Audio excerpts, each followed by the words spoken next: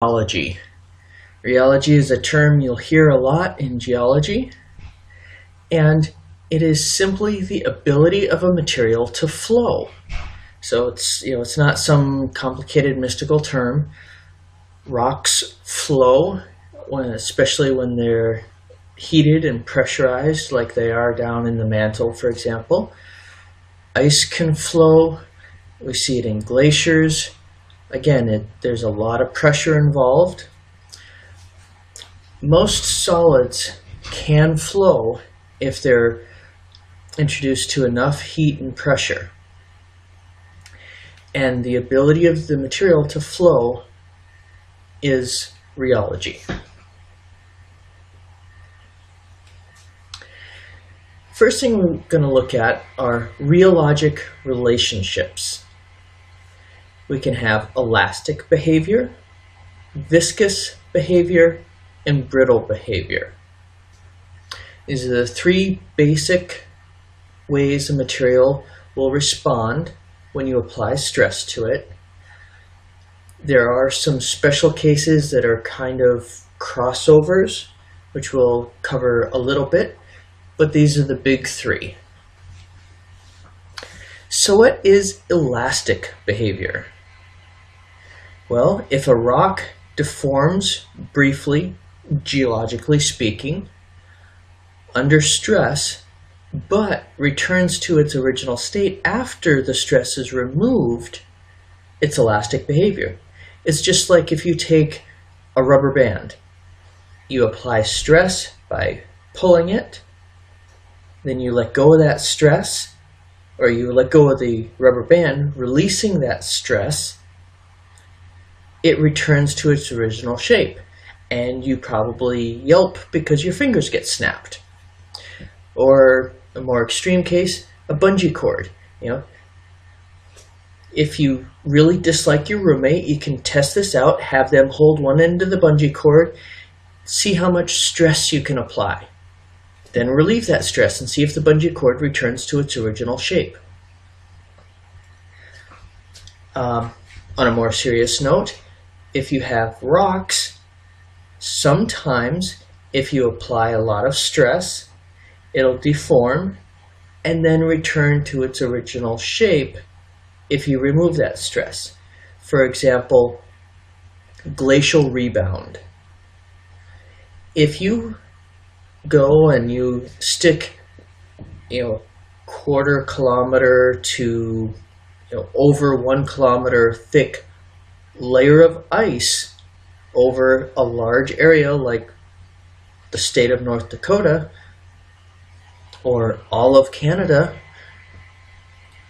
that's a lot of mass, extremely heavy piece of ice. It can actually deform the crust of the earth. It compresses it downward, flexing it, but that ice is gone now. We know that it's melted, especially if we live here in Grand Forks, we know it's gone.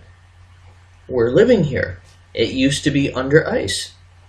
Therefore, the stress has been relieved. The ground then slowly sprang back to its original position.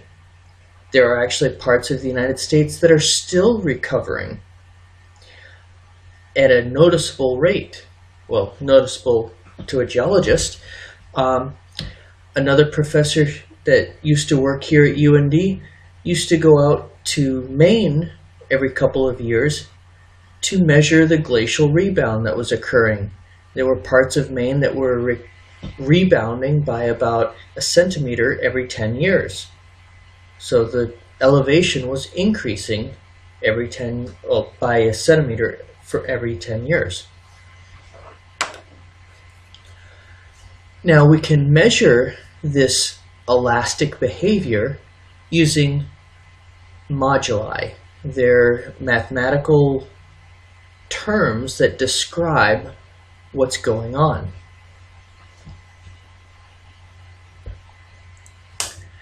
So what is viscous behavior? It doesn't mean the rocks are being really mean. That would be vicious behavior. What it means is that they're flowing and permanently staying that way even after the stress is removed, but it's a slow deformation.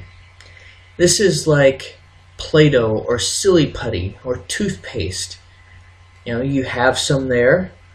If you just let it sit there long enough, gravity will deform it some, or you can take your hand and push on it, and it deforms at varying speeds, but it's a continuous deformation. It's not abrupt, and when you remove your hand, it's still deformed. There may be a little elastic behavior in the silly putty or the Play-Doh, but almost completely the deformation remains. This is viscous behavior.